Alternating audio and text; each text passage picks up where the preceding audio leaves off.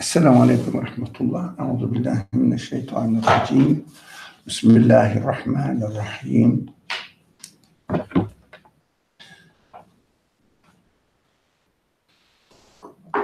ربنا آتنا في الدنيا حسنة وفي الآخرة حسنة وقنا عذاب النار. ربنا اغفر لي ولوالدي وللمؤمنين يوم يقوم الحساب برحمتك يا أرحم الراحمين. لا حول ولا قوة إلا بالله العلي العظيم.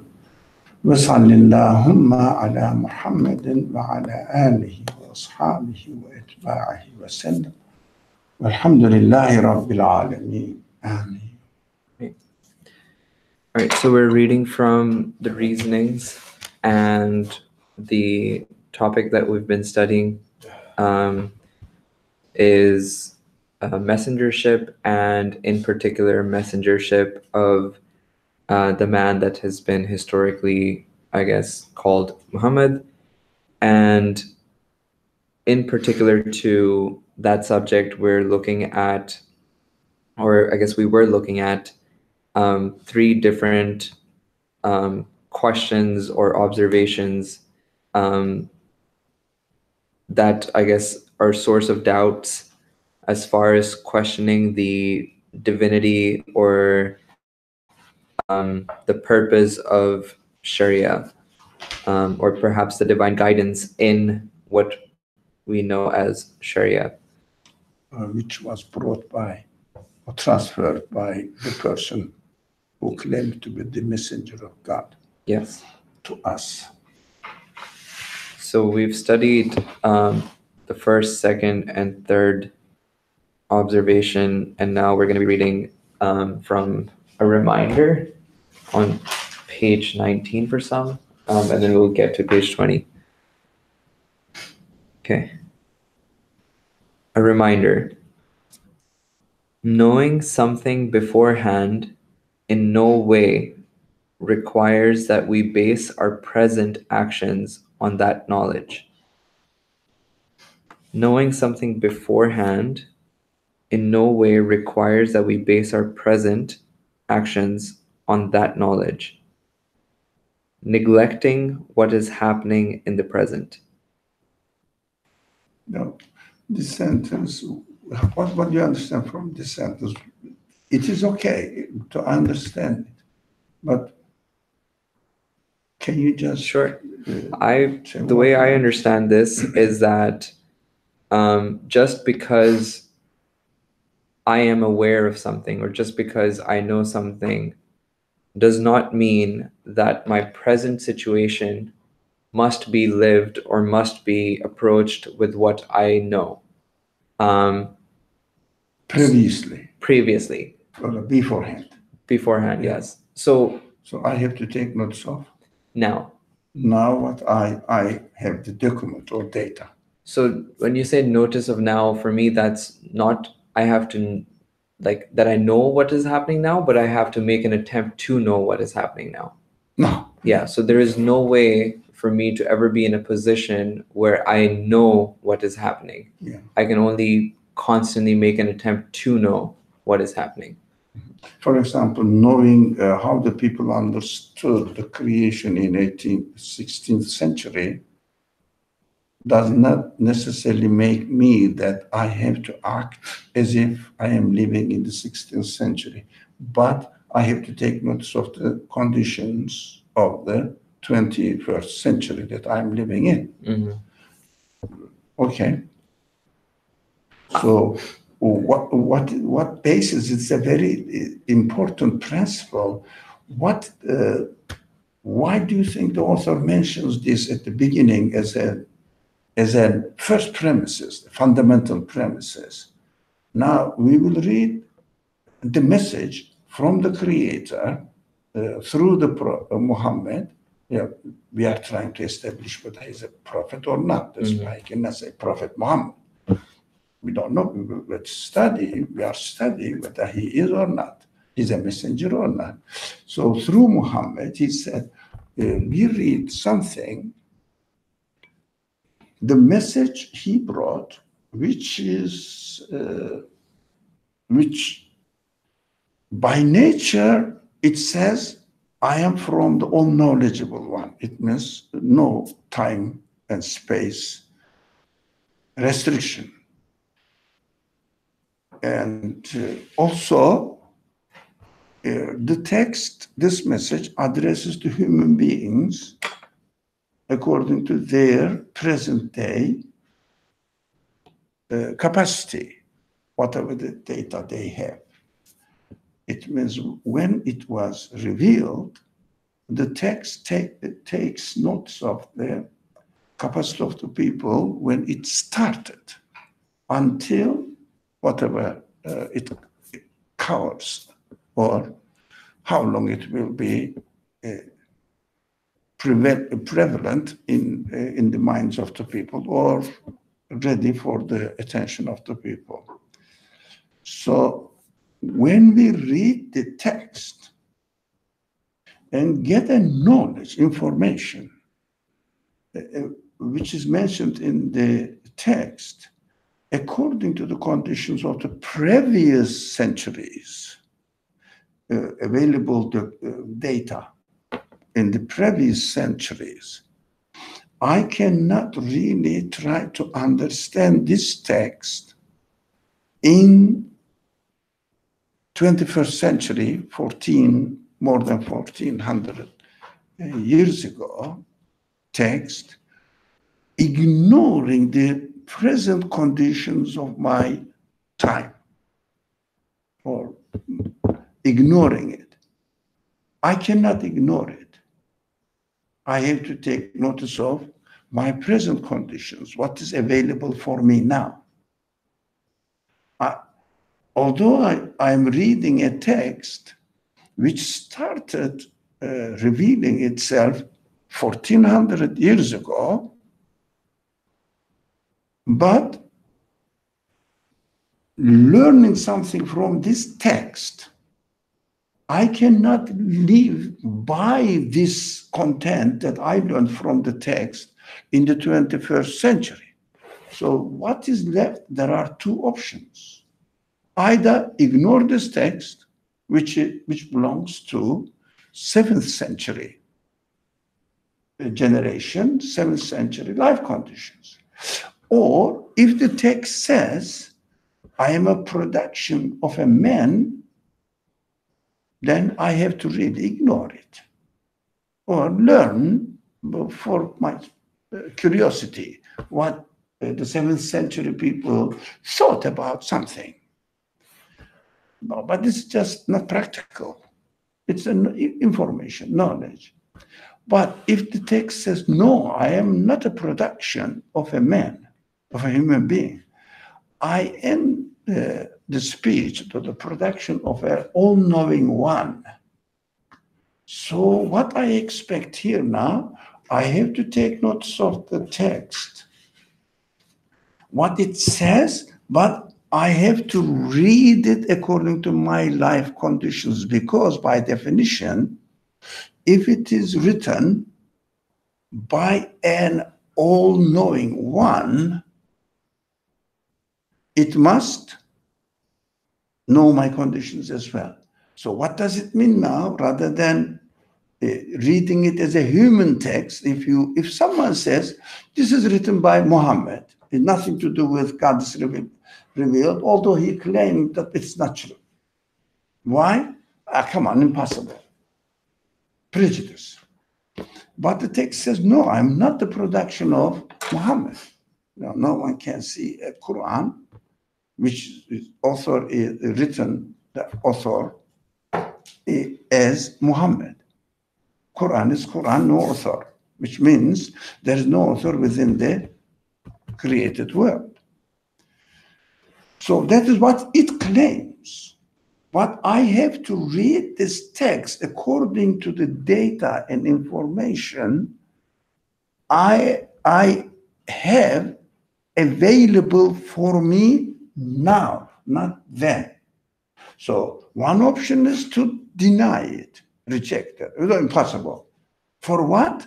Because thinking that it is, or accepting that it is written by a man. It's right, right. But if it was written by a man, that attitude would be correct. But the text says, no, I'm not written by a man. I have to say, by whom then? By a one who has all knowledge, all knowing, who is all knowing one. I say, okay, if he is all knowing one, he will speak, or the text will speak to the people which revealed itself to the first generation, including my and maybe the further. But as far as I am concerned, including my generation. So what is required there in the second option, if we are not biased? That the Quran is written by Muhammad, it's a biased attitude. Look at the content of the text. So if you say, no, I will check whether this claim is plausible or not, right? So what is the second option? Did I make it clear? The first option is deny, they say that impossible, this is menace. Why? Prejudice. That's the bias decision. It must be written by men. But the man says, no, it is not by production. Maybe, let me see.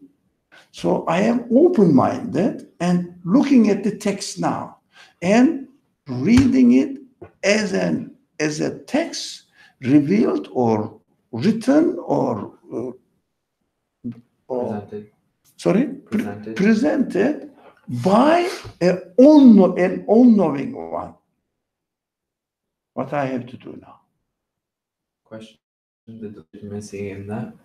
Legitimacy of the content of the text and within this conditions of this universe. my time. What does it require here? To bear in mind that it revealed itself 1400 years ago, all-knowing one must address the needs of the people, starting from 7th century people, including me. Afterwards, let the next generation think about it, as far as I am concerned. So I have to take the text within the context of all, starting from 0 year, the first year, up to now, all generations must be convinced with its text. So what am I expected to do now as I'm reading this text now? Question it for me in my time. Question it for me in my time about what? How? How am I questioning it? Yeah, because look, we are talking here, especially this subject is about why the Quran doesn't speak as the science speaks. So it is a physical evidence. So what am I supposed to do now as far as the verses or sentences related to physical events, explaining the physical events? What am I supposed to do now as far as the physical events is concerned? Now, not the theory, or we can say theory, or the belief matters. Belief matters are universal. But belief for evidence to confirm the belief matters is time related, time confined. But belief, as far as the logical interpretation of the information, cannot be time confined, because human beings can always think in the same way, analyze it. But if the data is richer, then you can analyze with a richer data or less data, but you can analyze it and come to a conclusion. For example, if I say the text was very conscious of this fact, I am reading a text that every single being is, glorifies the qualities of its maker and declares that this single being itself is not the sort of the qualities it has. It is in it. Now, 7th century people, maybe the smallest, every creature, every being in the world, or he will ask them, even I'm putting the geographical context as well, even the seed of the date glorifies God, the Creator. That is his understanding of everything, right? Or every hair of my camel glorifies God. Now, 7th century person will think of it in this term, but the same sentence addresses me now, 21st century. I wouldn't say every seed of date glorifies God. Yeah, but there are smaller ones. Yeah, I come to the point that even the quarks. Do you think the quarks are glorifying God? That's my question. The same sentence must be applicable to my life conditions, and I must be able to make sense of this sentence. But the data may be coarser, if you like, more coarse than the data I have now. Maybe coarse in the 1st century people, then my data doesn't matter. I have to still question the same verse or same sentence in the Quran, asking the question, does each quark glorifies the Creator, or does it say, because the data is available for me now, does it say that all qualities belong to me? I am the source of my qualities. The same process. Data change, but the same way of reasoning, same process remains. Because human mind works in the same way. So, the second option requires what? The first option, deny it. No, it is a man, it is impossible. Forget about it. Throw it into the garbage can. Don't bother about it. Okay. The second option, let me read it as it claims to be. I don't know whether it's true or not. I'm free. I'm not biased in both senses. To deny, to confirm. No, I'm not biased. So let me read it. It says every single thing in the universe glorifies the Creator. What does it mean, glorifying the Creator? I'm repeating this very Quranic word, tasbih, sabbaha. All the qualities you see in me does not belong to me. They are given to me. I am not the source of my qualities.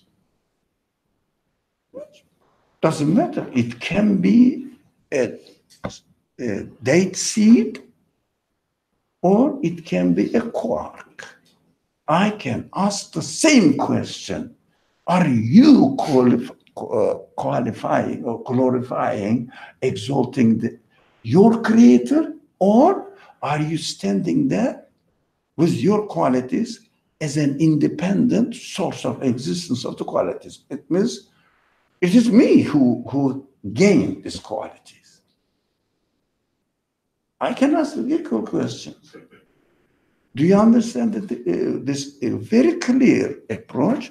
If you follow this approach, the second option, which is let me see option, requires what? physical description of the physical objects, the description of the physical objects must or need to be interpreted, applied to the new condition. But fundamental message should not contradict. Should not contradict. For example, if the Quran says the smallest thing in the world is the date stone, yes? And that's what I'm telling you. You cannot find smaller than this. Let's say there is a sentence in the Quran saying this. So I am here, created in the 21st century. I look at, the date stone is not the smallest. The data disproves it. But Quran's aim is not mentioning about the physical things themselves. Why? Because it cannot be the object of the creator of the universe to guide me in order to understand the meaning of my life, my existence.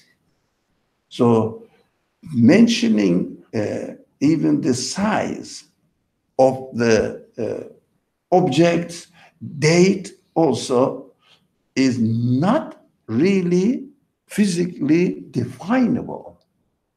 But even if that was the case, I mean, wouldn't I be obligated upon investigating the claim that it's from, the source of the creator of everything, that the statement is in some way not literal and not referring to technically physical properties, but means something else? I think that same method of inquiry can be applicable. I mean,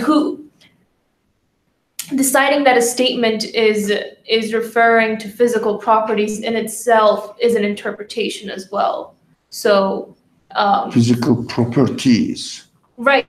Deciding that a verse is referring to physical properties would be an interpretation in itself. So even if there was a statement that said, the date stone is the smallest thing in the world, by virtue of the fact that the text must speak to me here and now, I would have to ask, well, what does it mean by small? What might this be metaphorically alluding to, and so forth? But if for example, if the text says, not message-wise, but describes an object for its own sake, not the message-wise. Right, but how do I decide what is the, point of reference of me deciding whether the text is referring it message-wise or physical properties-wise? You have to see the context. Right. I have to see whether it's context of the text. Right, it's bringing me something relevant and truthful to my context. According to this claim. Right. So we will come to this point a little bit later on when we come to the third objection. We have to see the purpose of the text, which tries to teach human beings or guide. He says, I'm giving you guidance is to where? To see or to show the human beings the purpose of their existence. That is the ultimate aim. Why should I bother about divine guidance if I don't have the question for the purpose of my own existence? What should I bother about divine guidance? I can listen. I better listen to the medical studies, listen to physics, biology, whatever, in order to make my life right now, in physical terms, more comfortable. But human beings have this fundamental, essential question. Ultimately, why do I exist? whether you travel on the back of a horse or donkey or on an aircraft. Doesn't matter. It doesn't explain the purpose of your existence. Why do I exist in this world? What is the point? How did I come into existence? Is it possible accidentally or randomly or purposefully, according to a certain principles that put by the creator of or establisher of the universe, whoever gave existence to the universe? I have to ask this question. It is inevitable. That's why I expect, this is very important. I'm aware that we mentioned this on many occasions, I think. I don't expect if there's a creator, I don't expect my creator how physically I came into this being and help me how to make brownie better. I can learn it from my mother or from the experience of other people, and even I made the best brownie. As far as my purpose of life is concerned, what does it mean? Okay, I made the best brownie, I ate the best brownie, and then humanity says, so what? So what?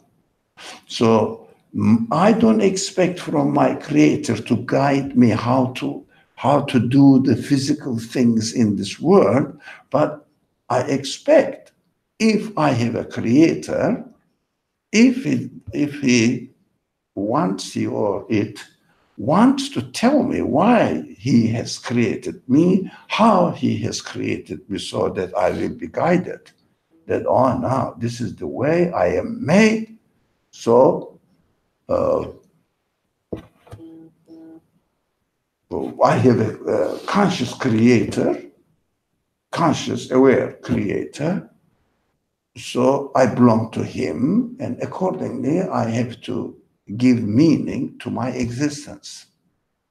So I don't expect any text which says, I am from your creator to guide you to understand your most fundamental, essential question,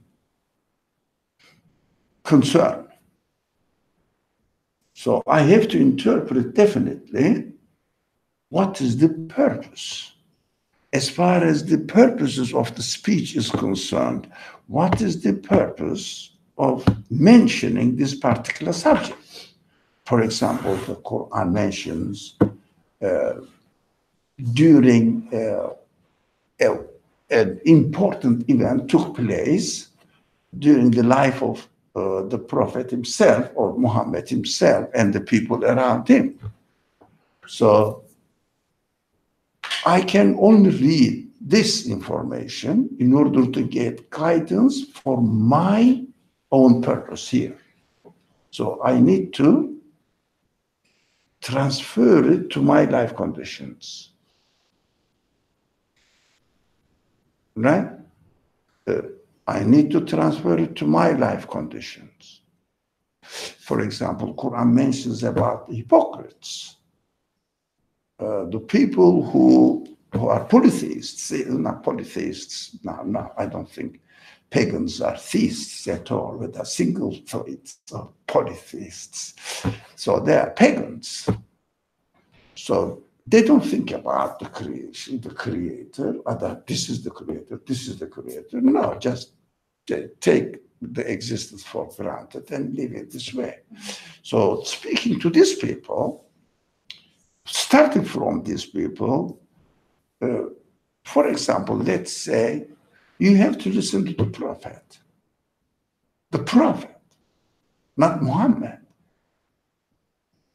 The messenger, Rasul, in the language of the Quran. To whom? To the hypocrites or pagans of that century. The first starting from there, addressing from there, including that age as well. So I am here 1400 years away from this event, historically narrated. I don't know whether it's true or not, but I have to read it according to my life conditions in order to receive the answer to my existential, essential human questions. Very essential human questions. What am I doing here? Why? Oh, how come that I'm here? And what's expected of me? It's very simple. Everybody is concerned here. Somebody says there is no answer to this, forget about it. That's a choice. But question is still there. If there is a question, there must be an answer. You cannot say that there is no answer for this and kill the question as well. You cannot do that. Question is with you. You cannot say that, oh, I am raising this question as an influence of my mother or father. That's the fact. Okay. As a human being, you are still asking the question. You have to look for the answer.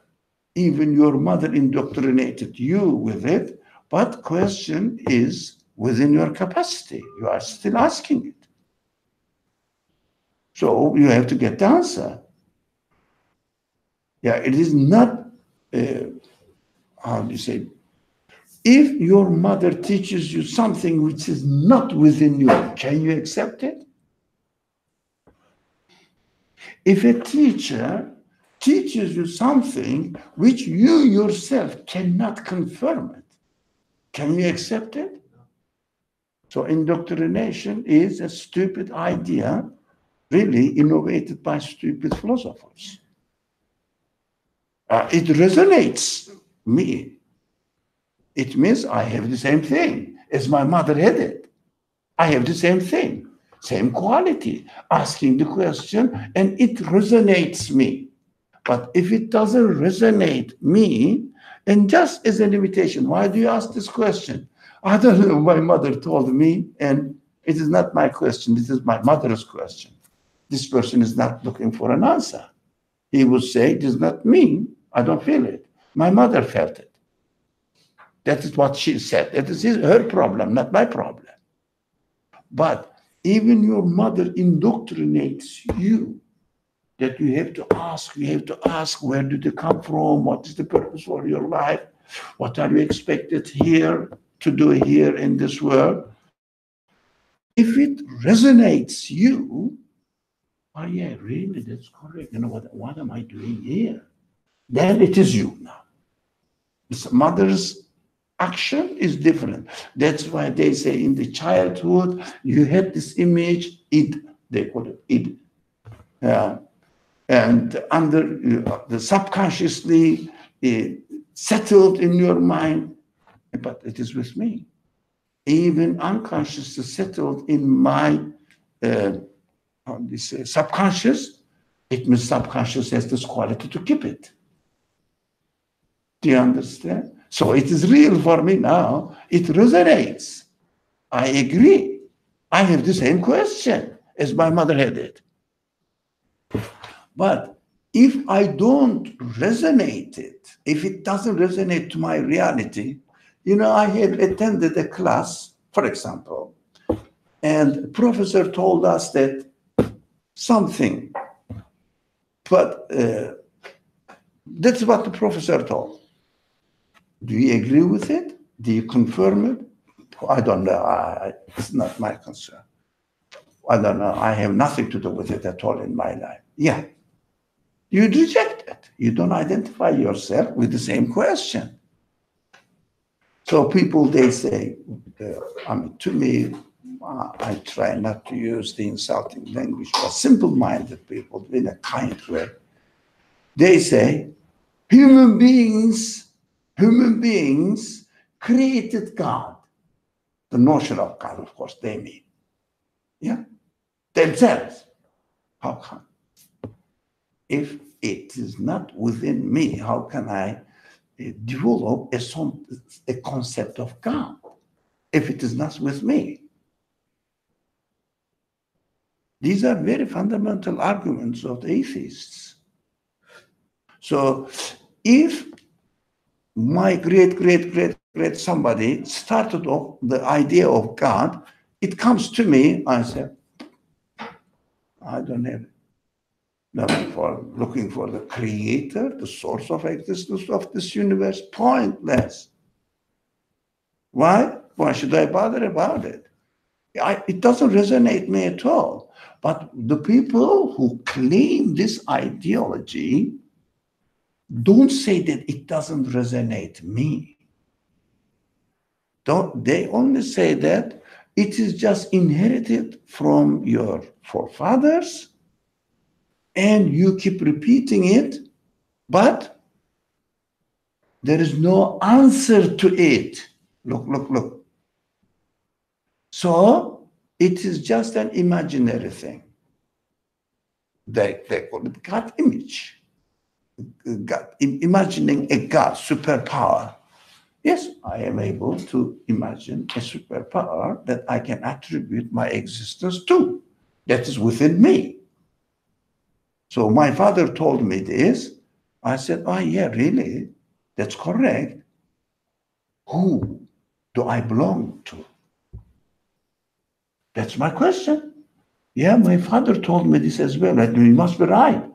If it wasn't the case, we should never confirm what we learn in classes from the professors. We should have, professor said this, but I have nothing to do with it. Yeah? Professor taught this, I have nothing to do with it. Do I confirm it? I have nothing to do with it. Can we say this? If you say yes or no, it means it resonated in you, it didn't make sense to you that you can confirm it, or it makes sense to you that you confirm it now. But it is again, the event is taken within yourself. It means I have this quality in me. Got it? And learning. So you can learn from the professor, you can learn from your parents, you can learn from your cultural background. What is important? Do you really feel that within you, whatever you learned? And can you really confirm it? So, do you understand the difference? So, basis of this psychology, effect, imagination of God because of the father figure. So simplistic argument, very simplistic argument.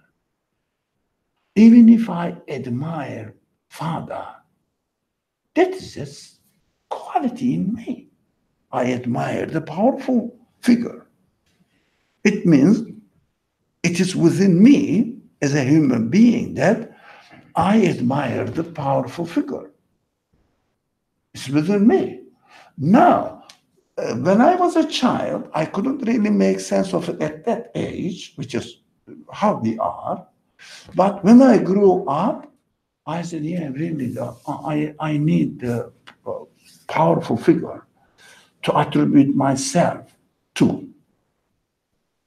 But my father, he's ill now. He's in the hospital now. So he cannot be the powerful. But what remains in me now, I said, but I need a powerful figure to attribute my existence to. That is me now. Nothing to do with father. Even it is the effect of it, cultural transmission of a certain concept, still, as long as it resonates me now, it is me as I am. When you understand this, you have to take all your materialist, secular philosophy books, throw them into garbage. It's very fundamental. These are stupid people.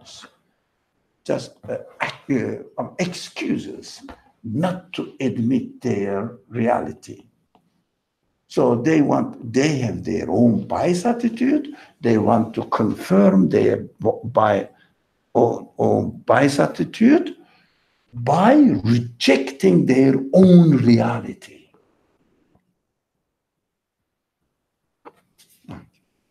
If you have a recorder, yeah, if the recorder doesn't have the capacity, let's say you have a voice recorder, can you record a video, film? Now, if your father teaches you that you have to record videos in this recorder, when you grow up, what do? It doesn't work. My father said, ask me to record the videos on a voice recording machine. It doesn't work. What do? My father was wrong. Finish. Because it doesn't resonate, your reality. That's very essential, very simple reality, but they exploit people's simplistic attitude towards the serious matters, existential serious matters, because people don't concentrate on them. So, they only cheat the people who either bias in not accepting what religious sources say about the concept of God. I am not going to be there. Definition for what? Let me make an excuse. Not because of their reality. Or they don't really think whatever they hear on the media, follow it without thinking whether it can be true or not. Okay. You want to say? Anything? So what we are here now in our subject,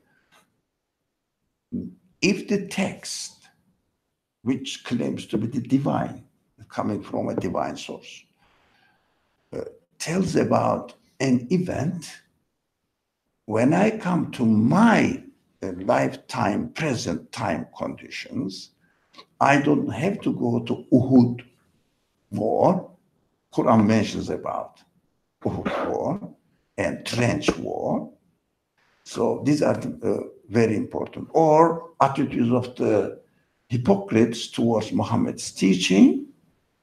What I have to do now, I have to take the principles there and interpret them according to my conditions and then see whether it works or not.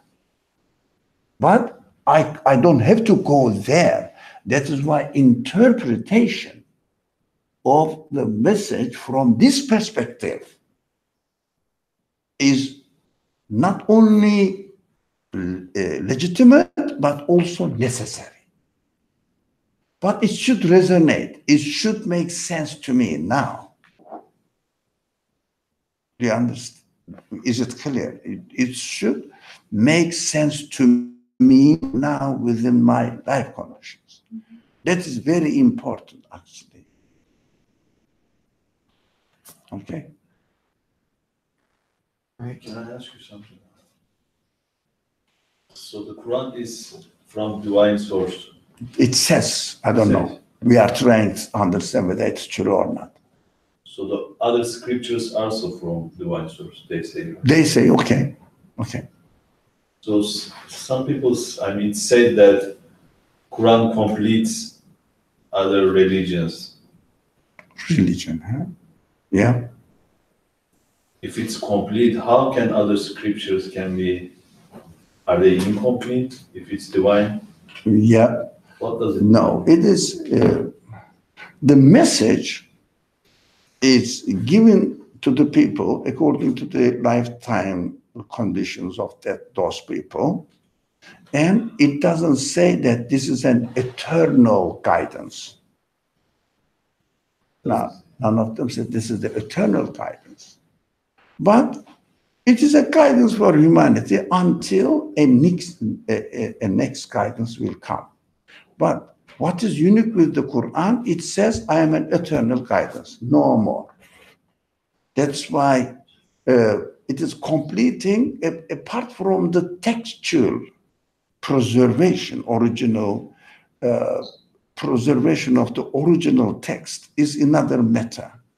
But by definition, if those texts say, I am from the Creator, I have to read them according to their time period, not necessarily according to only the century these texts were revealed or claimed to have been revealed.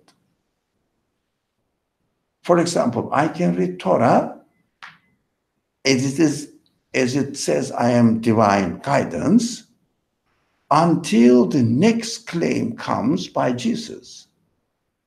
So from this time period, I have to see the applicability of the message for human beings. So from Jesus up to Muhammad's time, as they claim to be revelation from God, I have to read the Bible from its first day of revelation, but not the Bible that you have now. They are not Jesus' teaching. We have to know that. They are just life biography of Jesus written by some historians. So until Muhammad's time, but you can read some recorded teachings of Jesus and interpret them, benefit from them until the lifetime of Muhammad. If you want to see the sequence of the revelation, if the Quran says, I am going to be preserved, not literally corrupted, guaranteed. It says, God protects it. It means absolute. So by definition, Quran is not going to be corrupted by its own claim. For now, I am here, 1450 years later, I see that the text is preserved in its originality, but the spellings, for example, what do you say? Manifestation. Manifestation. But 14th, 15th century English was manifestation. Did you know that? The S is with the F's. Yeah. No. But it is a mistake? No. It is the way you pronounce it. But the message, the meaning is the same.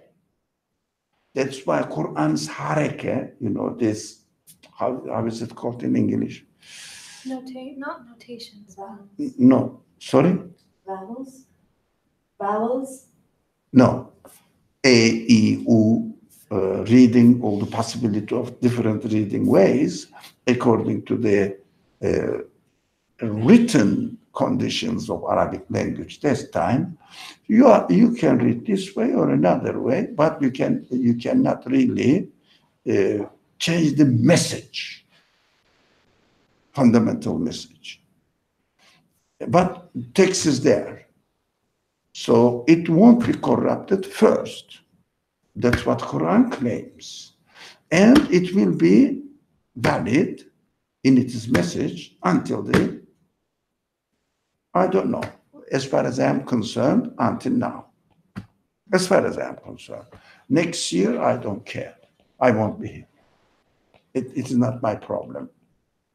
The next year generation will judge about it. I cannot judge from now. I don't know the evidences. I don't know the data. The next year, the people will bring. Do you understand? That's why emphasizing on the importance of the eternal until the end of time or universe, it is valid, and there is no other prophet, maybe, but it's not my problem. My problem is Muhammad, and up to now, was there any claim that revealed by God and really makes sense? Then I will take into consideration. And if there is some, I will reject the Quran as a source of truth or the word of God because it contradicts.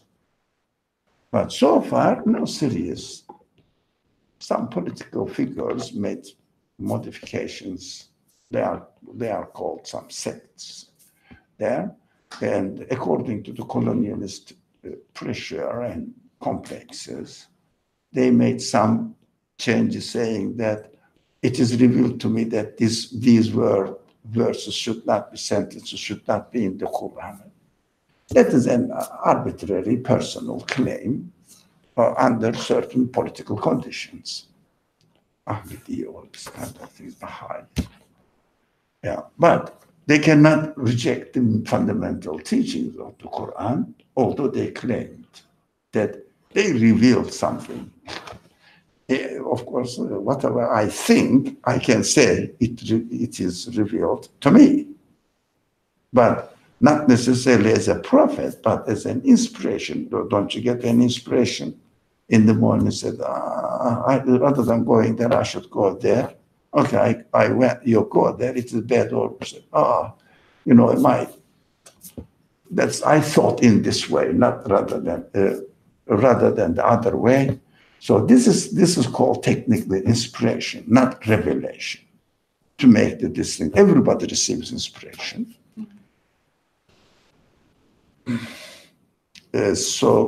Inspirations are confused with revelation by these people.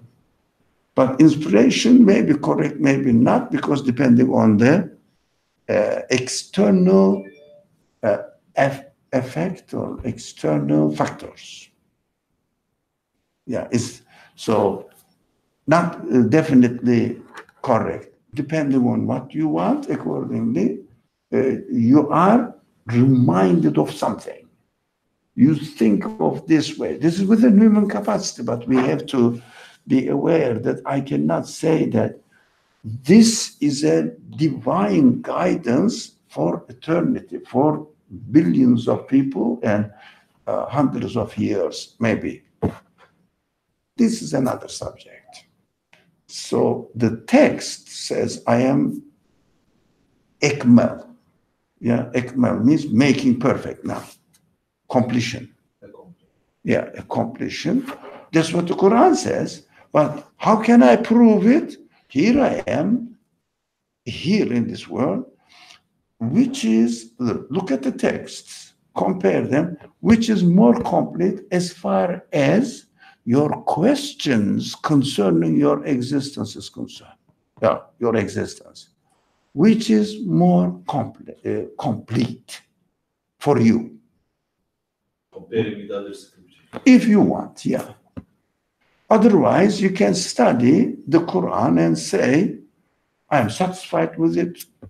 I don't need to make any comparison because I'm perfectly okay with it. Okay? But you may listen to them, what they say, and make a comparison.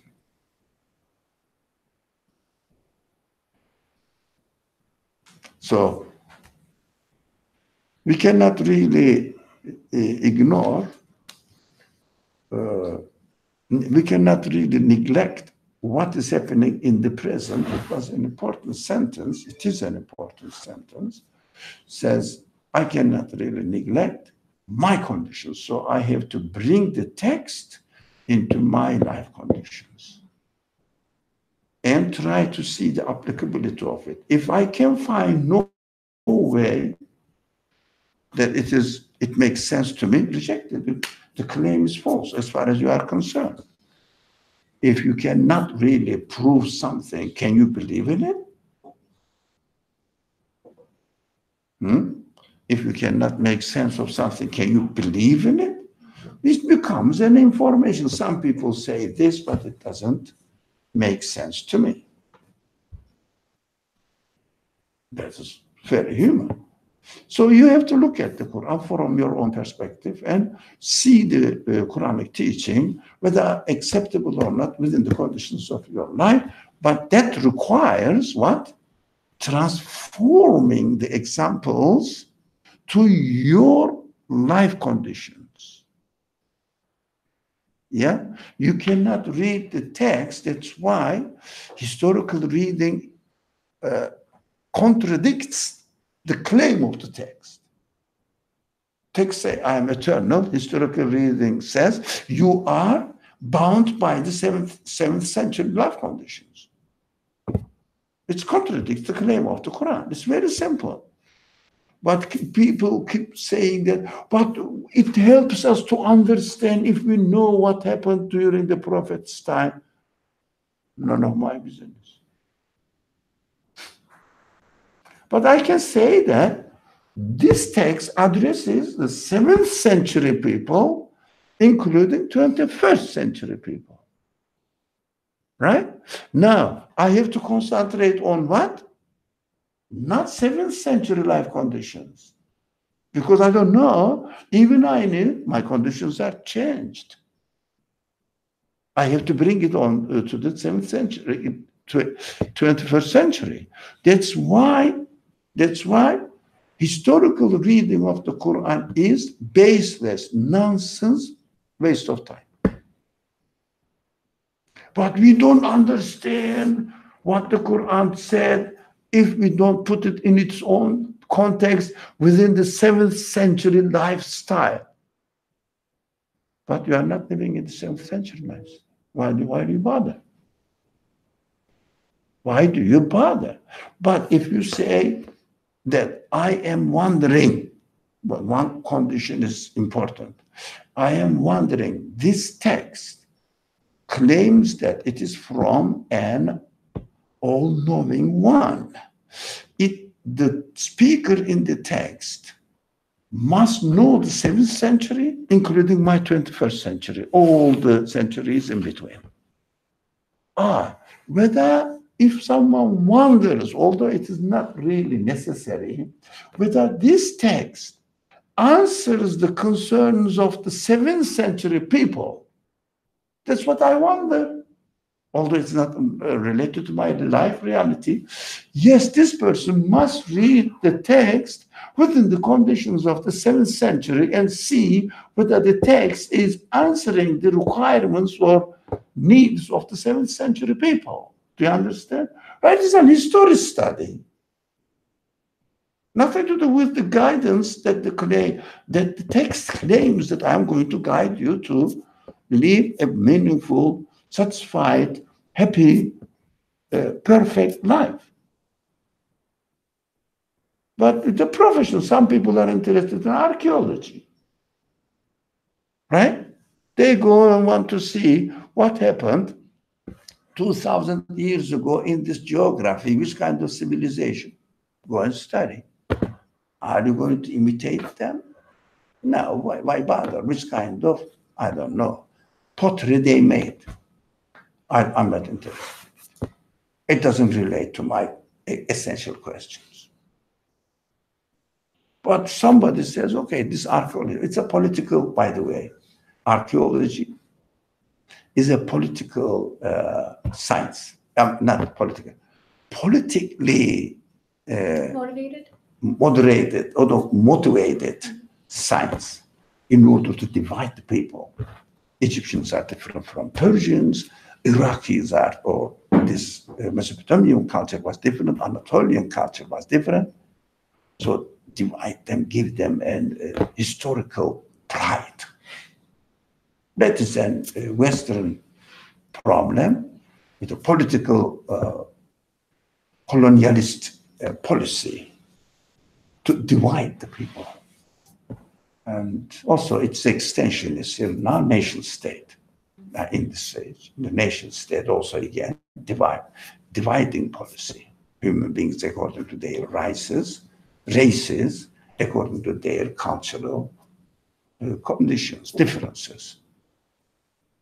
And when it comes to America, they say we are melting pot. We are multicultural nations. We are proud of it. When Muslim countries are the subject, they say, you are different from them. Egyptians are completely different from Libyans. Libyans have different cultural background. They have different civilization than Iranian culture. So you have to have your own administration. When it comes to American policy, they say, we are proud of diversity. Do you see the simple trick? You are clever people. You should see them. Simple trick. We are proud of our diverse background.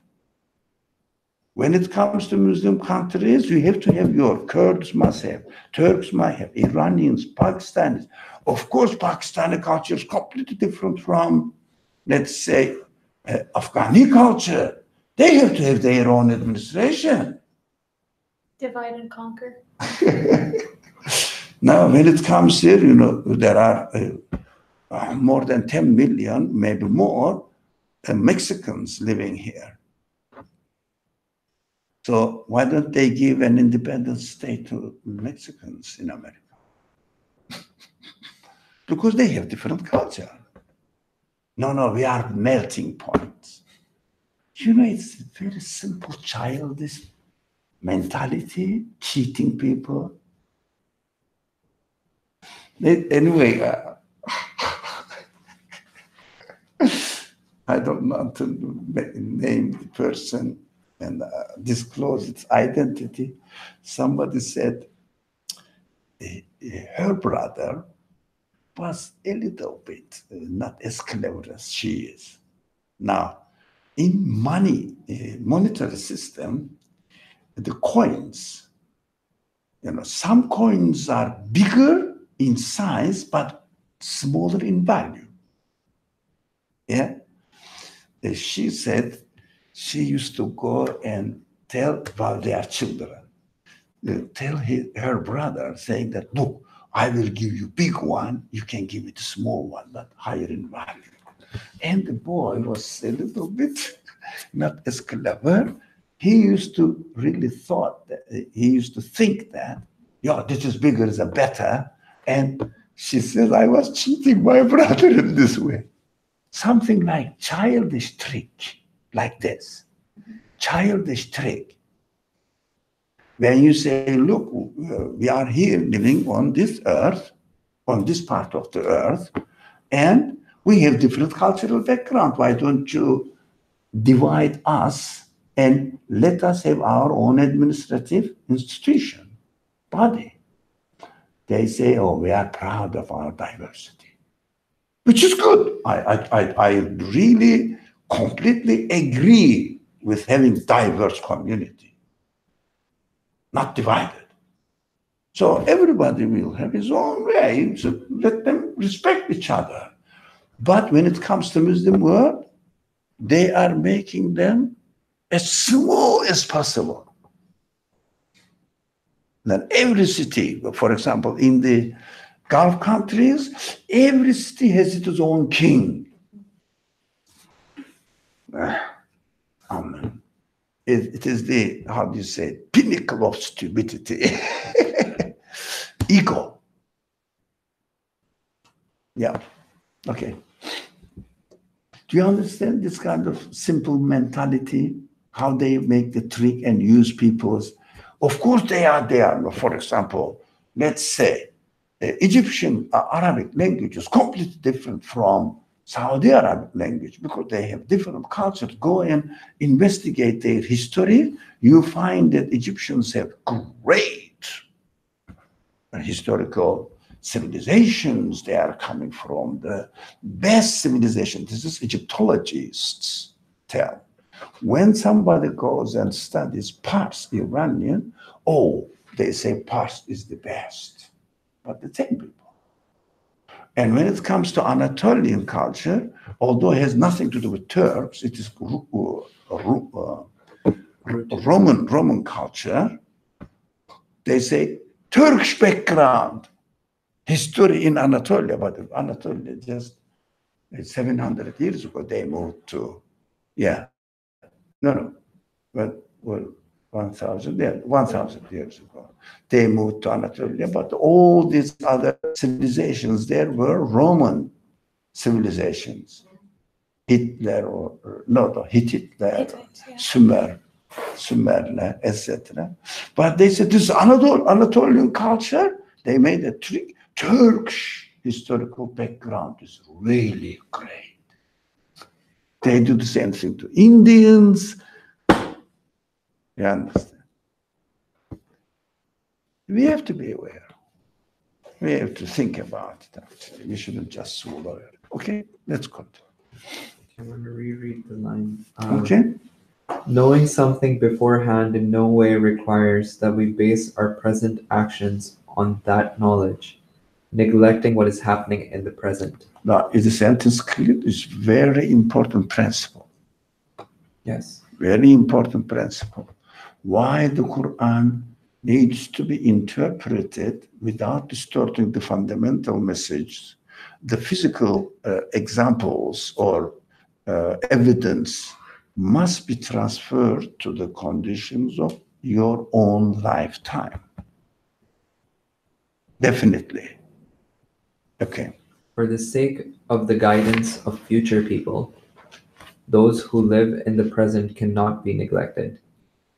For this reason, both eloquence and guidance. You understand this very clear sentence. For the sake of the guidance of future people, those who live in the present cannot be neglected. It means in the present of, I understand now, in the presence of the revelation. It was 7th century people's life conditions should not be neglected if the text says, I am from all-knowing one. But if a philosopher says, but we know the history of philosophy, everybody rejects the previous one and develops another theory, rejects the previous one, develops another theory, another theory, another theory. But I'm not saying this is absolutely wrong, because it is true. Of course, the 14th century people, philosopher, will make predictions according to the conditions of the 14th century data. And the 15th century philosopher will make the predictions or interpretations according to the 15th century available data. I understand, because they don't say that it's an eternal guidance. Well, according to their definitions of their information, their theories, what they neglect, reject one after the other makes sense. But when it comes to the Quran, because of its own definition, it should not be the case, expectedly. So we will look whether it is the case or not. So we say that all the philosophers contradict each other. Yeah, according to their definition, that's right to contradict each other. So the scientific developments, for example, understanding the order of the universe, definitely change every century, now every decade. Of course, that's correct. Because every decade or every century, humankind gets the already uncovered data, information, from the way the things come into existence, not interpretations, the physical existence. Yeah, interpretation. For example, I can say this table weighs, let's say, 50 pounds, right? That is 50 pounds, that's it. I'm not interpreting. I'm not saying it happened to be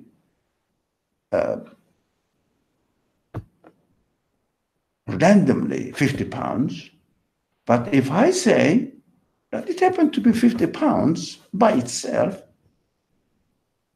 so that's interpretation. But if I say it is 50 pounds, it weighs 50 pounds, it is made in this way, yeah, that is another interpretation.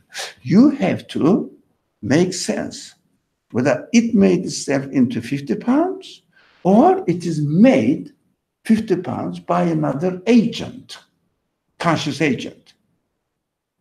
Now, which one is correct for you?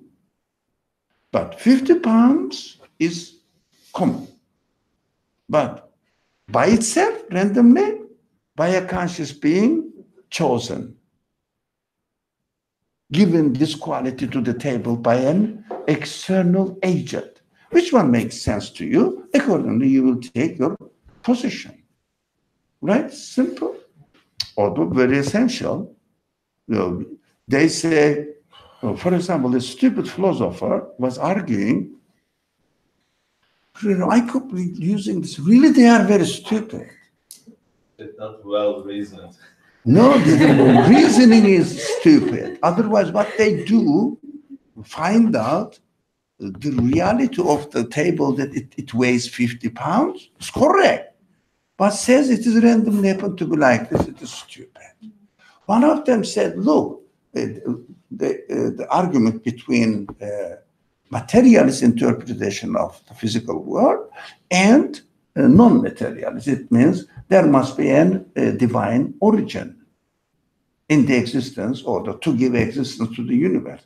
Now, in the argument, divine or the person said, this is, I'm not using a particular language there, which is a particular phrase they use that I'm avoiding it. It's not our problem here to say this denomination is better than the other denomination. Forget about this. So God created the universe, and that's my conclusion, he says. Again, the way he interprets the physical realities in the creation. The other one said to the audience, who has not been to the hospital and see the doctor last 6 months? Why? You look, this man denies science, but practically everybody consults science. Look at the logic. Going to a doctor is against believing that the universe is established by a conscious being. Look at the logic. This is a professor or something and claiming certain philosophy and without shame speaking to thousands of people. Can you imagine the inconsistency? What has it to do with my going to the doctor? When I go to the doctor, do I practically deny God as the source of existence of the universe, establisher of the order of the universe? This is the order of the universe set by the Creator. I am obeying the order. Via obeying the order, I am obeying my Creator. So I go to the hospital and seek help from the medical professionals because they know how the order works better than I do. It doesn't mean that there is no external agent for the creation of the order. How stupid, how simple-mindedness. Really, I was listening to that. I said, you are you claim to be a human being, let alone philosopher, let alone professor, and let alone a person defending materialist view in front of thousands of people, maybe as far as the other people are concerned, hundreds of thousands of people. It's a very, how do you say, frequently visited site. Hundreds of thousands of people. This is your logic. Shame on your humanity, being a human. So simple-minded. Really, we have to have a confidence just by being serious in our own position. If we are not serious, why I am here in this world, then you become suspicious because you don't know. Oh yeah, everybody goes to have a consultation with a science authority. So materialist interpretation of science is correct. What? Materialist interpretation of science is correct. A doctor prescribes me medicine, which I take medicine, and there are two interpretations. One says, this medicine is going to have an effect on you by itself. The other same doctor prescribing the same medicine says the order established in the universe gave the position or their duty to function in this way as a result of the will of its creator. So you will take the medicine, but you will know that this is the result of the will of its creator. That's how he established order. It itself doesn't know you, but it is employed. Like my simple example is, make simple, a brick in the wall. You need the brick in the wall to make the wall. But it doesn't mean that the bricks are making the wall. Materialists say, yeah, this is what it is. Bricks make the wall. And counter-argument is, there is an external agent making the wall by putting the brick there. Now, these are so simple-minded people. They say, when you say the universe must have been given by an omnipotent, omniscient, omnipresent agent, given existence, omnipresent. What is omnipresent? God is omnipresent. Show me scientifically. That is, conscious agent is interfering in it. But everything is acting according to the design of the conscious, according to the order of the conscious agent. They're covering this part up. And they say, of course, then how do you explain the origin of existence then? There is no origin of existence. It is eternal.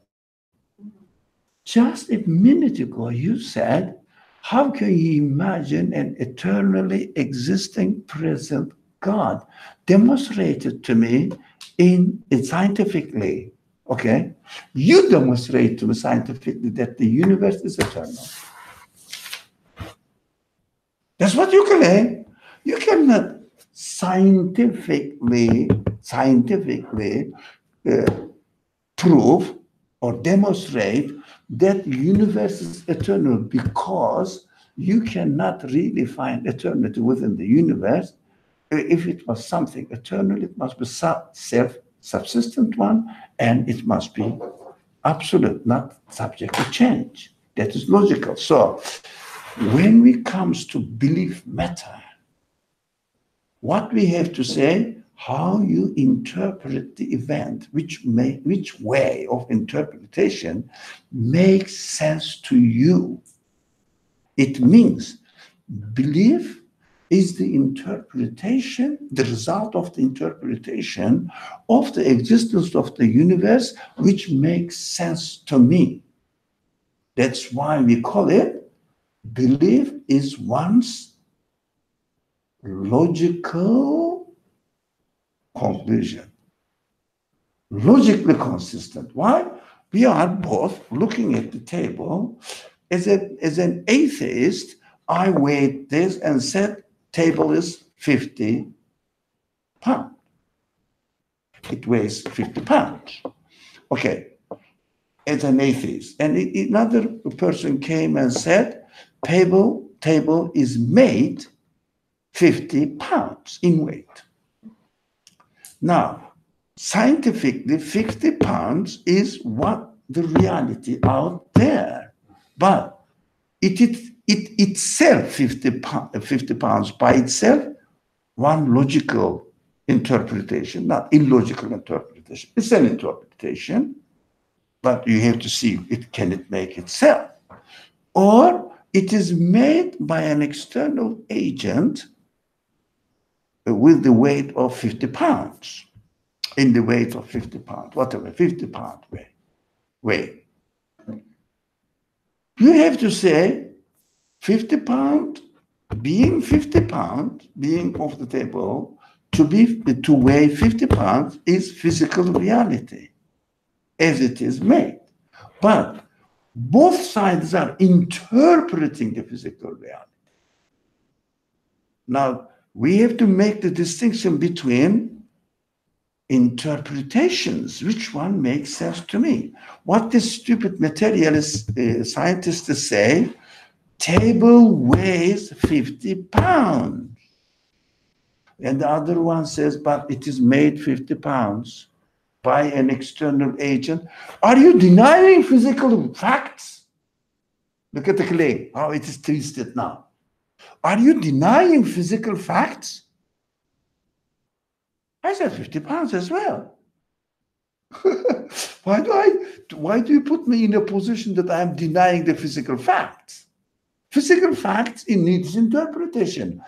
Did the physical facts come into existence by itself or brought into existence by a conscious, deliberate agent? Let's study this because it's an interpretation. 50 pounds, can the table make itself 50 pounds? Okay, let's logically study that. Take the table, put into lab and see that it is making itself because it has intelligence, it has knowledge, it has power, it has will, right? And it knows human beings that they are going to use it. If it is more than 50 pounds, it won't be appropriate for the purpose of my existence. So can the table know that I'm going to use it? Does it have any quality? I can question. They don't go this way at all. But unfortunately, that's a very serious problem. It is a flood invading everywhere. Simple-minded people are brought into the idea that science will explain everything. Be patient, be patient. Another person, again, philosopher, expert on the subject, be patient, we will explain everything. What will you explain? It is 50 pounds, it is 50 pounds. What else will you explain? By accident, by itself, or by an external agent. Does it have the conscious within itself? Love does not gauge consciousness. Love does not gauge agent in the existence. What shall I mean? It is against the definition of the lab, laboratory studies. Because lab cannot gauge or really measure or, put into the lab and knowledge. So where is knowledge in it? Do you understand? Where is knowledge? In the cell, it is working like this. Yeah, in the machine, it is working as it is. It doesn't mean that the design made itself, design of the computer made itself, because I have to look at the parts and look for the agent. It means intelligence, knowledge, purpose. So can I measure the purpose, intelligence, knowledge, will in the lab? Lab only works for physical conditions. It means as the order is.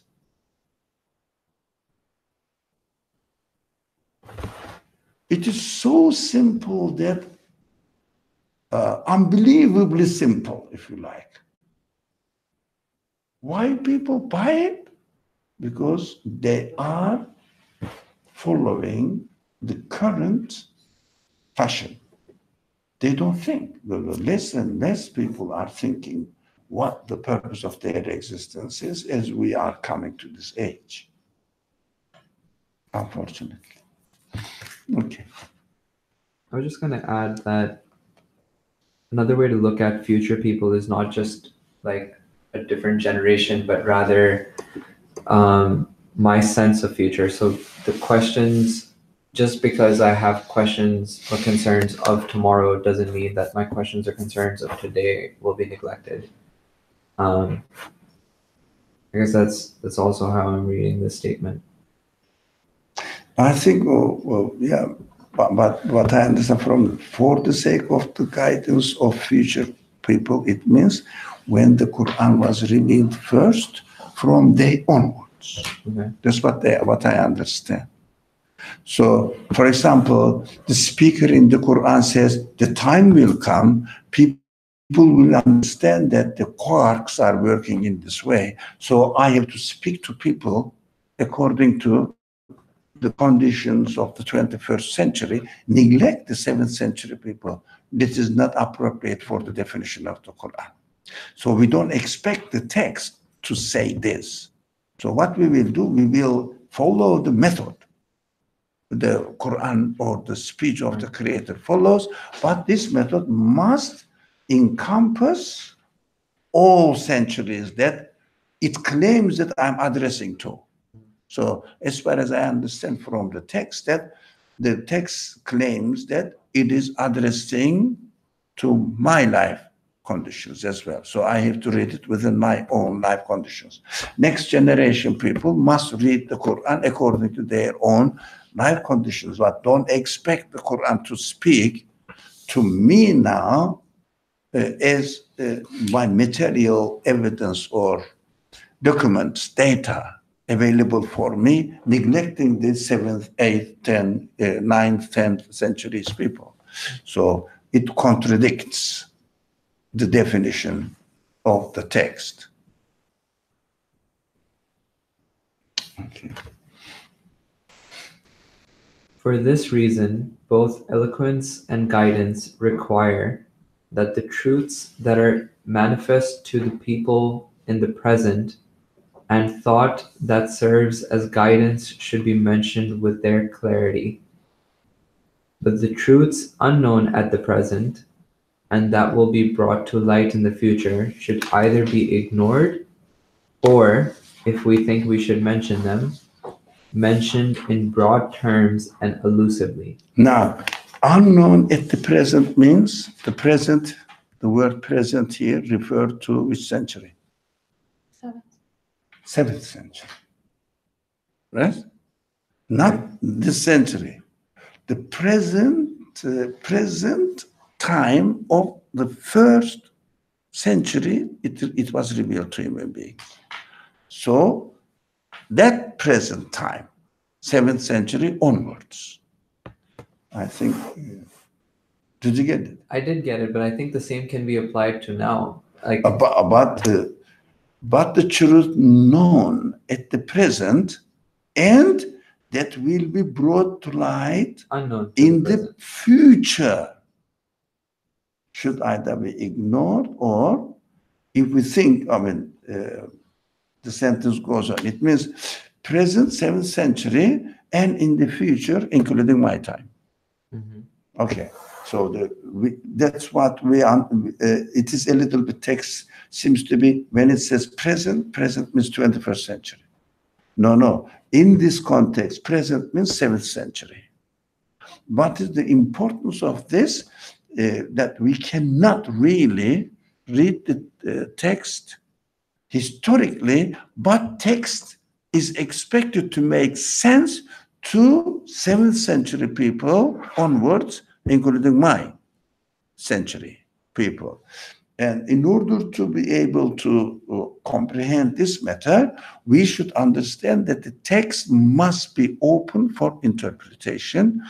That's why the sentence says, we think we should mention them, mentioned in the broad terms and elusively.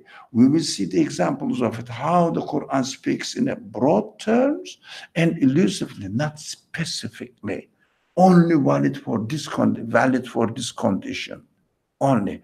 The Quran doesn't say this. Give us an example. And says, this is an example for you. So take it as an example, not a physical reality that Quran mentions it for the sake of that physical reality. No, physical reality is out there. It is already exposed. You have to investigate it. But the way the physical realities need to be interpreted is or depends on you and me now. You have to interpret it now. Minds should also be prepared and kept ready for them, invited to investigate them. Now, future generations, this is another very essential phrase. For future generations, should also be prepared. It means 21st century people's mind must be prepared and kept ready for them. It means now invited to investigate them. So you are invited to investigate the meaning which is revealed in 7th century, including these people and you too. So you have to what? Investigate it. This is what the Quran does. For example, very, very important example, extremely important example. Some people say scientific interpretation of the Quran, interpreting the Quran according to the scientific discoveries is wrong. But it needs clarification. Interpretation of the Quran according to scientific discoveries must be done. But what I missed here, one word. Interpreting the subjects mentioned in the Quran according to the scientific discoveries is right, but theories, according to the theories about the scientific discoveries is wrong. Do you understand the difference?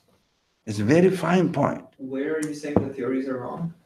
No, interpreting the Quran according to the theories. For example, the most famous and welcomed and also the signals they get from the stars and galaxies shows that somehow Big Bang theory is right for the moment. Tomorrow they will get some other signals, signals from the other galaxies. It may collapse and most probably rather than 13.7 billion years, they may come up with, let's say, 100 billion years ago, the universe at the beginning. This is subject to change.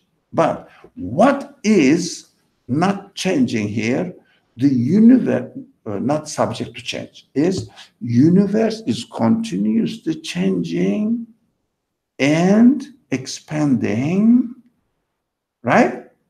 So it must have a beginning so that it started expanding, like hologenic,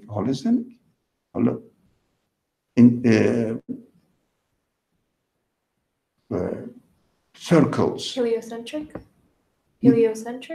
No, heliocentric, isn't it heliocentric? I'm not sure. Helix? Sorry? Like sorry? Spiral? Spiral. Yeah. No, but spiral goes up, but like this. No, starting from concentric circles.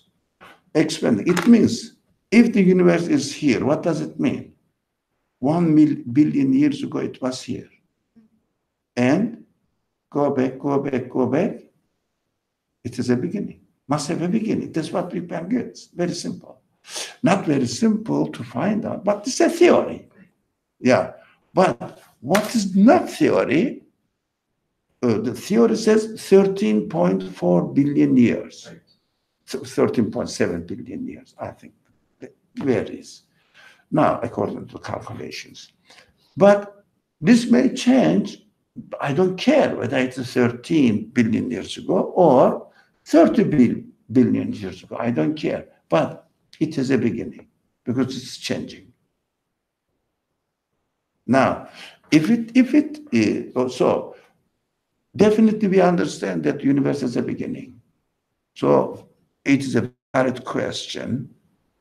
Not only every time it's a new universe, that's another very valid concern, but physical existence, even neglecting the every moment being a new creation, new type, new form, that is one side.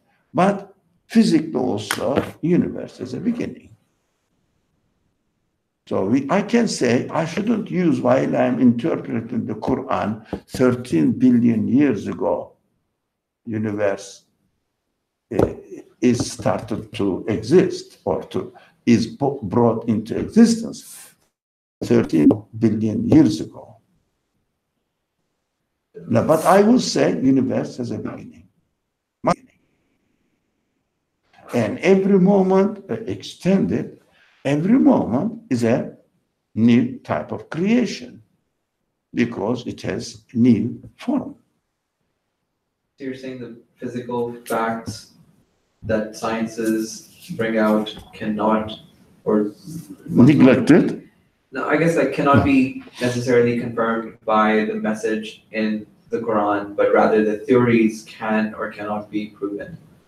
No, I don't say this. No, I think he's saying that, what is described or what is concretely discovered can be aligned with what is found in the text of the Quran, but the theories that are involved in so I shouldn't, in the Quran I can find something that demonstrates that the universe is a beginning, but I shouldn't try to find how the Quran endorses the Big Bang Theory.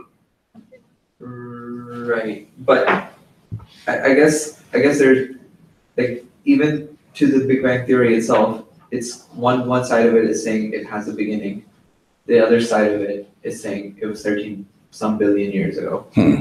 But the 13 point whatever billion years ago seems like a more concrete fact that it's claiming. No, not concrete. It is interpretation of the data they receive from the signals. Itself is a theory. Yeah, so it is the theory itself. Okay. But universe as a beginning is not the theory. For example, Is it that theory as a beginning? it is not a theory. It is what it is. Alaykum salam.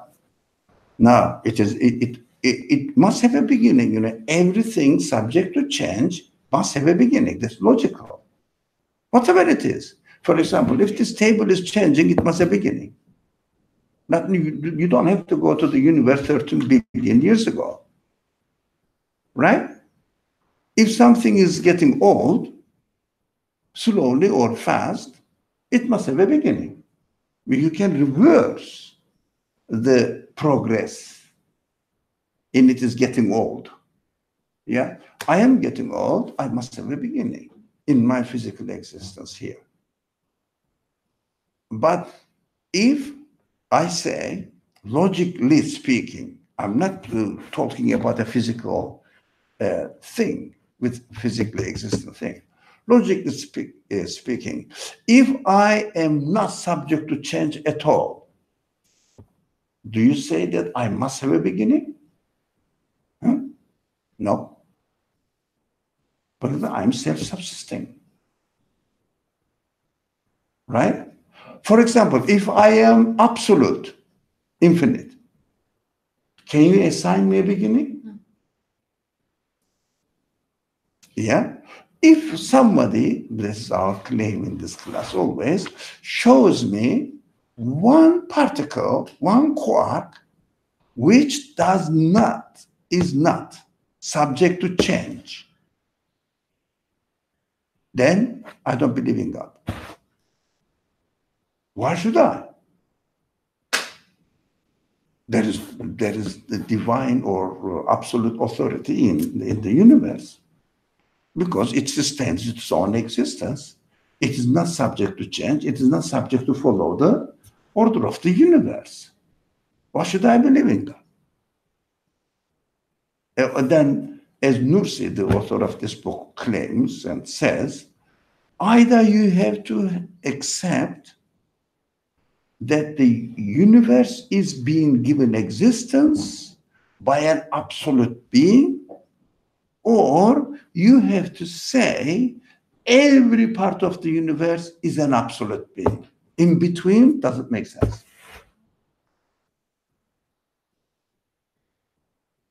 That's a very logically consistent statement. You cannot say that the sun is created by an absolute being, but atom exists by itself. You cannot say this. There is nothing in the universe which is not subject to the order. The order continues to change. Of course, we keep repeating this. Order has two dimensions. That's what some philosophers confuse there. In its physical present form, it has an order. In an orderly working, you and your air, water, and the gravity, everything, yeah? The sun, the moon, and the plants and animals, and the climates, everything, yeah?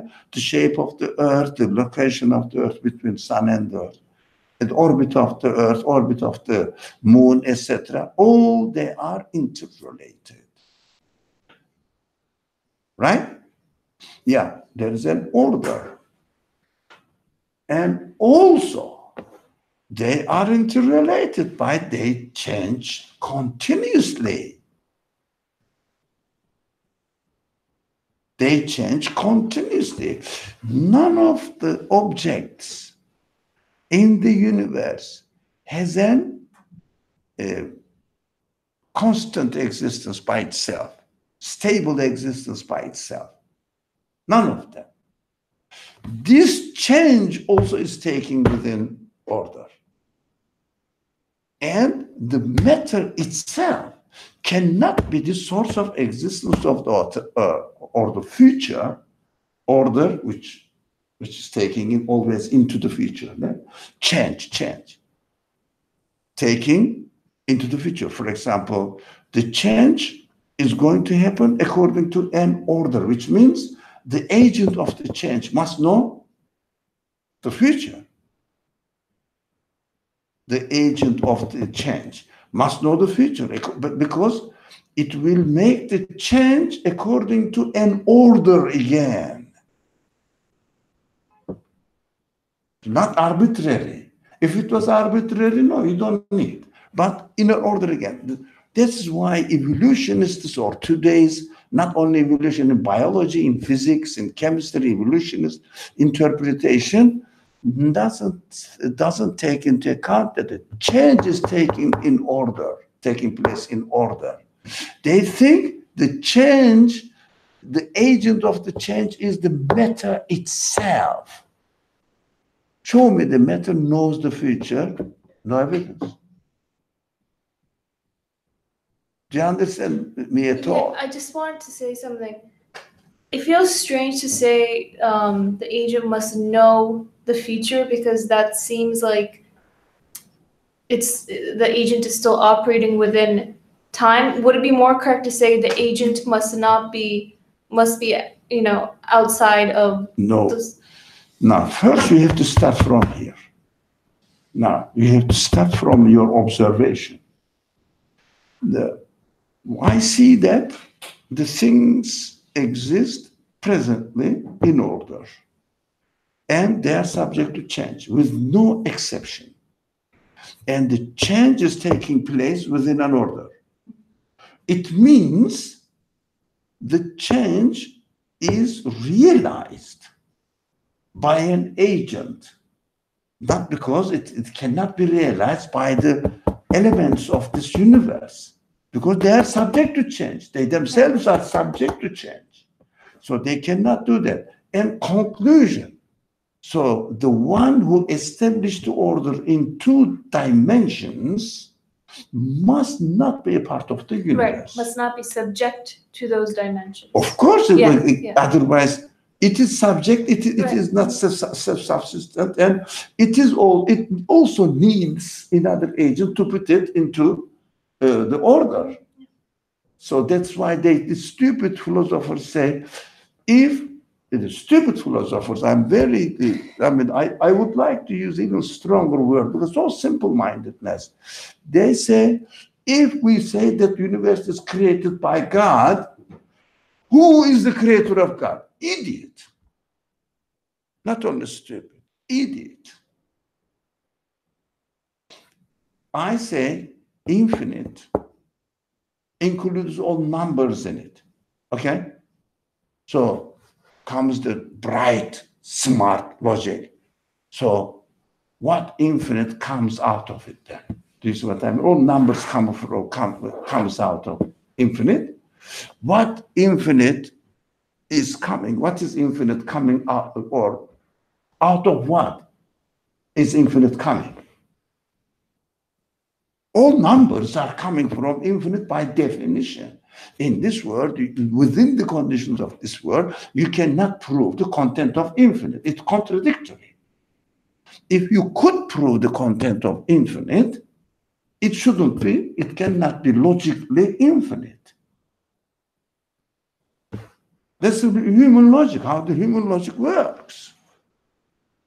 So, really, it is disgusting how they make the trick of the language.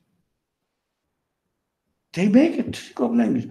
If the universe is created by something God, and if everything must have a cause, what is the cause of God then?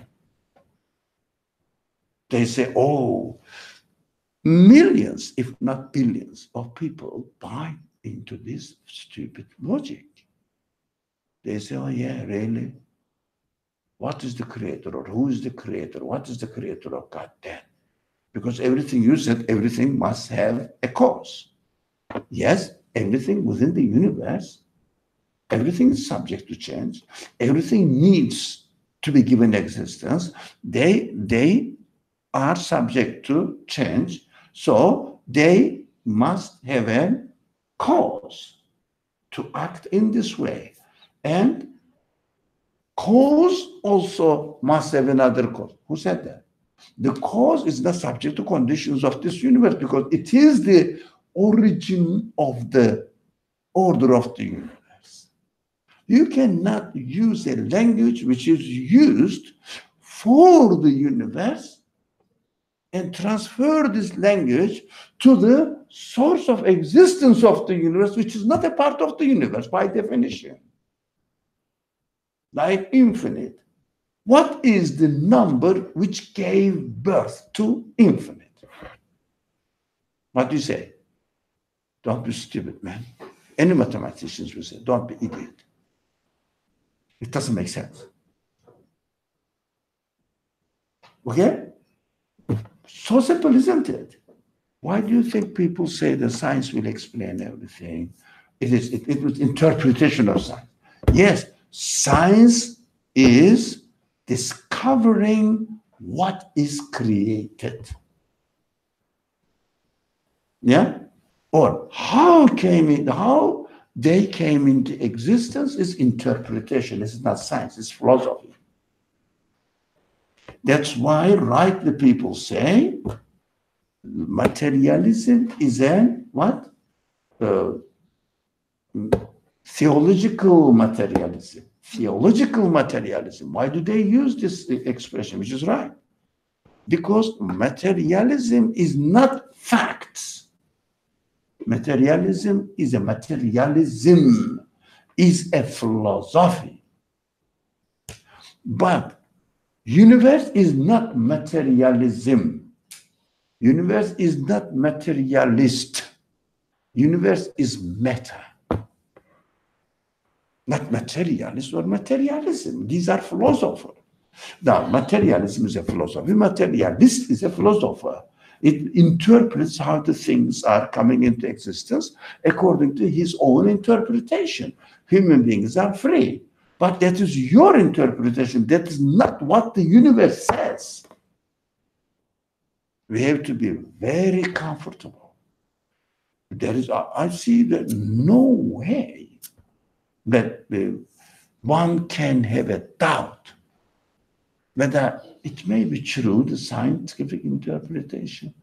may be true. With 1 out of a billion, I have no chance to say this. Impossible. One of them is matter, the other one is philosophy, personal philosophy. Yes, I agree. When I interpret the existence of the matter, this is my philosophy. I understand. But which philosophy makes sense to me? Which one doesn't make sense to me? The Nursi's argument is very clear. The philosophy interpretation of the matter, investigating the matter and trying to understand how they are coming into existence, makes 100% sense and corresponds to the reality of the universe, facts of the universe. Those people who say it is happening by itself has no base, logically also not consistent, because there is no way to say that something exists by itself, subsists its own existence, and also subject to the order and change in the order. That is very simple. Some Christian philosophers say that if someone is a lord or servant, serf, what was the other one? Feudal system, serf and senior, or no? How was it? Senior? Whatever the language they use. Okay. Lord and the serf. Someone is servant by definition, and at the same time Lord. By definition contradicts. Yeah? Why? It's very simple. That's the argument some Christian philosophers bring forth. Okay. Yeah. We have 6 minutes. Is it? It's 11:54. When we're supposed to? No, we are 26 minutes ahead of time. Let's finish the paragraph. Yeah. Invited to investigate them, for example, miracles of the prophet. Oh man, this very important subject. Miracles mentioned of the prophets. Nursi says this is it's a subject of or invitation of the text to investigate what do they represent in my life, right? That's why Nursi says, and some scholars said, some literally scholars deny that. For example, saying that Jesus cured the blind. What does it mean? There's a miracle of the prophet mentioned of a person, not necessarily a prophet, of a person said, this is what God enabled me to do. The person says, it's not me who's doing it. God enabled me to do that. And I read this, okay, what shall I do now in the 21st century? What shall I do? No, there was upon a time, there was a guy, with God's help, he cured people. And so what? What is it to do with me? Now, it is an invitation for investigation. It means if this happened with the result of a will of the Creator, it means there is a message in me living in this world right now. What shall I do? There must be a cure for the blind man. Right? There must be a cure. Because he's speaking to me within my life conditions. So I have to investigate it today. 1, 2, 5, 10 centuries later, people must investigate how to heal the blind people. That it is it is an invitation for investigation. When I read this, I said, oh man, this is very important. But I shouldn't say when I interpret it, investigate it. You know, for example, cataract. You know cataract? Cataract on the eye? Cataracts. Cataract. My pronunciation, you know. Cataract. Yeah, your teeth, your eye. You study option, is it? No, I study teeth as well. No? I study teeth as well. The teeth or eye? Everything pretty much. So, okay, now cataract. Now, people didn't know that it can be removed away. And now, with half an hour, they can make you see as a young man. Huh? Yeah. Yes? Now, this is one step. It means it is curable. It is within the order of the universe. But this age, we can cure cataract. We can do something, using optics. This people who sees like this. How do you say? Like cross-eyed? Cross-eyed, yeah. So by using certain optics, they train the eye and make it straight. Now these are the signs that's curable, something there.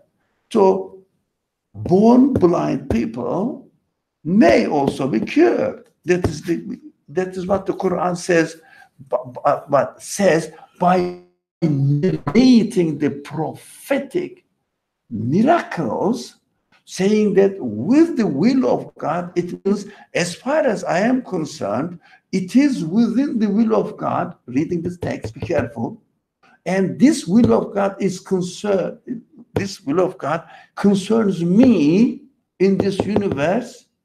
So what shall I do? It is within the will of God. So I must investigate how to do that. So you may not be able, for example, understand how Solomon employed some invisible creatures, of physically non-existent creatures. It is within the will of God. And this will of God is revealed to me within the conditions of my existence in this universe. Must have to do something with me. How can I do that? No one studies it. None of my business. It is possible that there must be a way to do that in this universe. But today, I'm not able to do it. Okay. How can I guarantee that 20 centuries later, people will not be able to do this? I don't know. But it is an open. I have to interpret this kind of narrations in the Quran according to the requirements or available data for me within my time. But be careful, not the theories, but physical facts. Still saying that, yes, for example, my eye is closed with cataract, right? And physically it is possible to take it out and see again. That makes sense, but isn't that just fundamentally reading the narrations in the Quran or wherever for in material terms, how it's allowing progress or potential progress in material terms? I mean, what do you mean by immaterial terms? In that, I mean, if a miracle, let's go to narration of a miracle. Narration of a miracle. Let's say Jesus and curing the blind, right? Mm-hmm. So that can invite me to further investigate on how within the order of the universe, blindness or cataracts can be cured. Sure. But that looks to my material body. Yes. And so I feel like in approaching narrations of miracles, mm-hmm.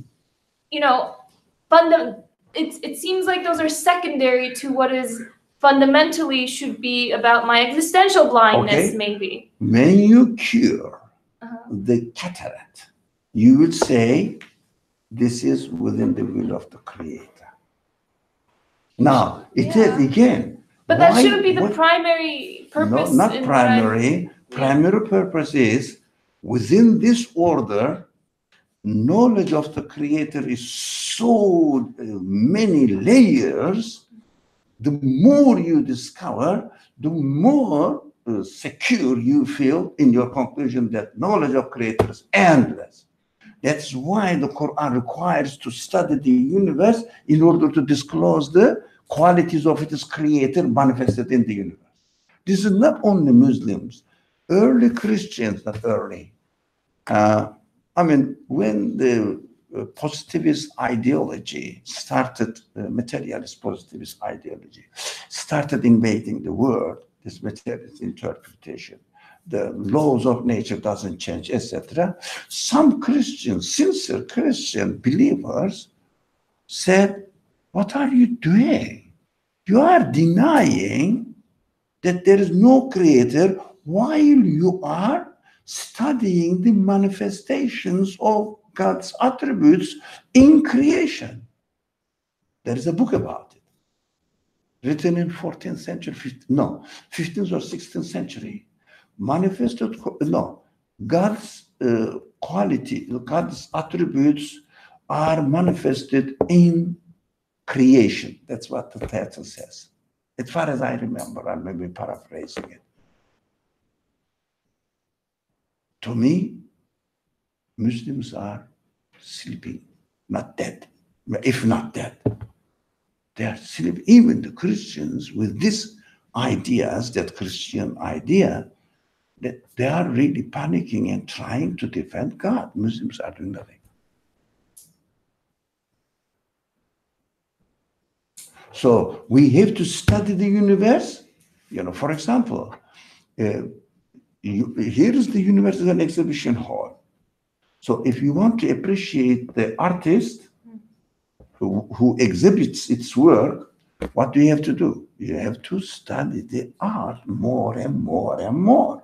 That's why we have to study the creation more and more, but without neglecting the purpose of our existence.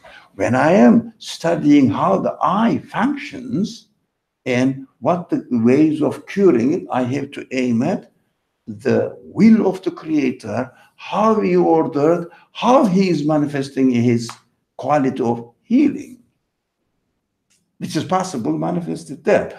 That's why they say Quran and science never contradicts. Some idiot Muslims also say Christians, some Christians say, but most of the Christians say, some Muslims say, they say Quran and evolution don't contradict. Evolution is a theory. It is value-laden language. It is used, the things are evolving by themselves. Yes? So you cannot say Quran and evolution do not contradict. You can only say Quran and what is manifested in the universe do not contradict. The scientific discoveries just studying or investigating, uncovering the order of the universe. But any philosophy, personal interpretation, is nothing to do with what being incompatible with the Quran at all. It is completely diametrically contradictory. Philosophical interpretation. People say that it is happening by itself, for example, randomly developing. Okay, let's read the last sentence. This was very good. Invited to investigate them. Yeah, kept ready for them. It's that all this kind of miracles of the prophets are there as invitations for human beings to investigate. How can I find this within the universe, step by step you find. Step by step you can find. That's why, for example, biology is working on it because they are working on the order in the living beings. Medical studies working on it, and also another part, not on human health, but animal health. How are they called? Veterinarian studies, veterinarian studies. Yeah, also here investigating layer by layer, how the universe has been created within a perfect order and how the qualities of the creator manifested there, disclosing itself layer by layer. It's perfect. Last, so that we will go to the page 20 and the beginning of the third objection. The last line is, this is what the Quran does. It is completely, no. It is completely. It is completely contrary to eloquence and guidance to throw minds into confusion by burdening them with what they cannot bear. So it must speak according to the human capacity, Evan. Yes. Speak to the people according to their mental capacities is a principle of wisdom. Yeah. You can consult all the premises in the first part, including particularly the first one. Okay, this is, we understand that the speaker in the Quran, if he says that I know everything, must speak to me within my own capacity and within the conditions of the data available for me within my own century. Mm-hmm. Yeah, that's the conclusion. I'm excited about this kind of subjects, really beautiful. Bismillah ar-Rahman ar-Rahim. Subhanaka la ilma lana illa ma 'allamtana innaka antal alimul hakim wa akhiru da'wahum alhamdulillahi rabbil alamin. Next Saturday and the following Saturday, I won't be available. I won't be here.